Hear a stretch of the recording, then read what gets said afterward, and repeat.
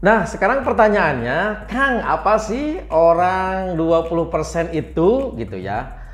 Teman-teman, kalau teman-teman pernah dengar yang namanya prinsip Pareto ya, Anda kalau biasanya Pareto itu kebanyakan digunakan di beberapa perusahaan manufaktur gitu ya.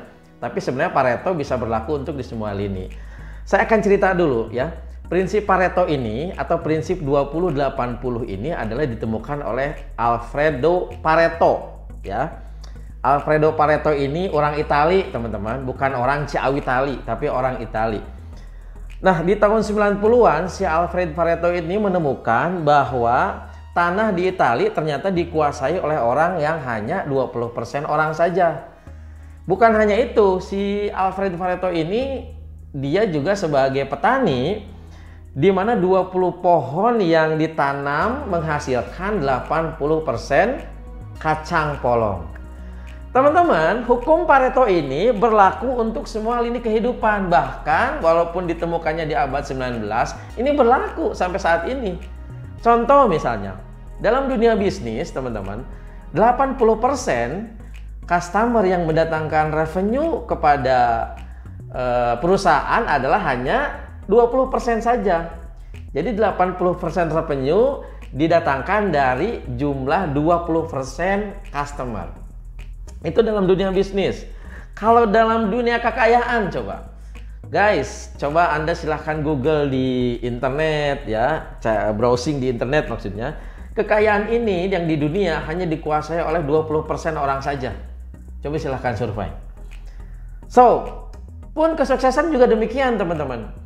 Sebenarnya 80% kesuksesan Anda hasilkan saat ini adalah cuma 20% dari aktivitas Anda dalam hidup.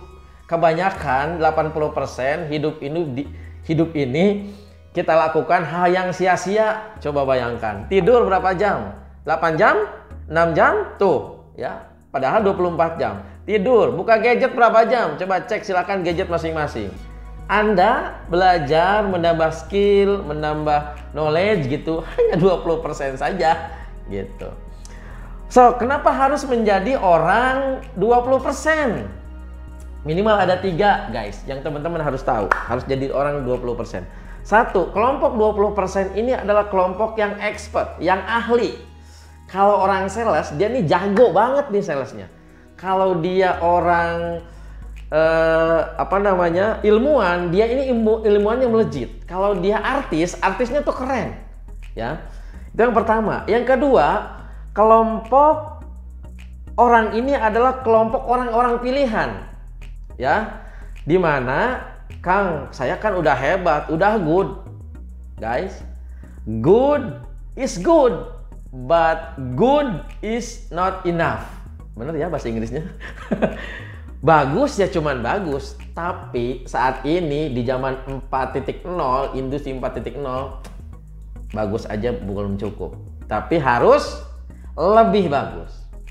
So, kalau Anda ingin menjadi orang yang 20%, lakukan profesi Anda, lakukan pekerjaan Anda lebih bagus daripada orang lain. Bungkus? Mudah-mudahan terinspirasi. Terima kasih. Saya Usman Effendi. Assalamualaikum warahmatullahi wabarakatuh.